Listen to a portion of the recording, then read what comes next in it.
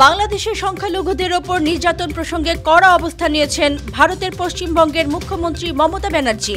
সোমবার পশ্চিমবঙ্গ বিধানসভায় তিনি বলেন, আমাদের প্রস্তাব কেন্দ্র জাতিসংঘের কাছে বাংলাদেশের শান্তি সেনা পাঠানোর আর্জি জানাক। তিনি জানান, এ বিষয়ে একটি লিখিত প্রস্তাবও তিনি কেন্দ্র সরকারকে দিবেন।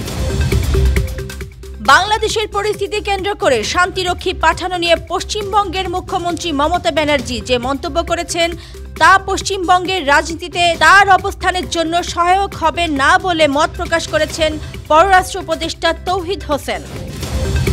স্বরাষ্ট্র উপদেষ্টা অবসরপ্রাপ্ত লেফটেন্যান্ট জেনারেল জাহাঙ্গীর আলম চৌধুরী বলেছেন, আশেপাশের দেশের মিডিয়াগুলো বাংলাদেশের বিরুদ্ধে অপপ্রচার চালাচ্ছে।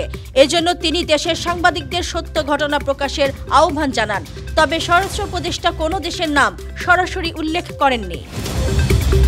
দক্ষিণ এশীয় আঞ্চলিক সহযোগিতা সংস্থা সার্ক পুনরুজ্জীবিত করতে আরও কার্যকর পদক্ষেপ নেওয়ার আহ্বান জানিয়েছেন অন্তর্বর্তী সরকারের প্রধান উপদেষ্টা ডক্টর মোহাম্মদ ইউনূস।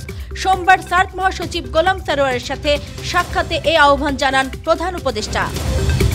বিএনপির ভারপ্রাপ্ত চেয়ারম্যান তারেক রহমান ২১শে আগস্ট গ্রেনেড হামলা মামলায় খালাস পাওয়ার পর বলেছেন, সত্যের সৌন্দর্য হচ্ছে এটি অপপ্রচার ও ষড়যন্ত্রের বিরুদ্ধে নিশ্চিতভাবেই বিজয় লাভ করে।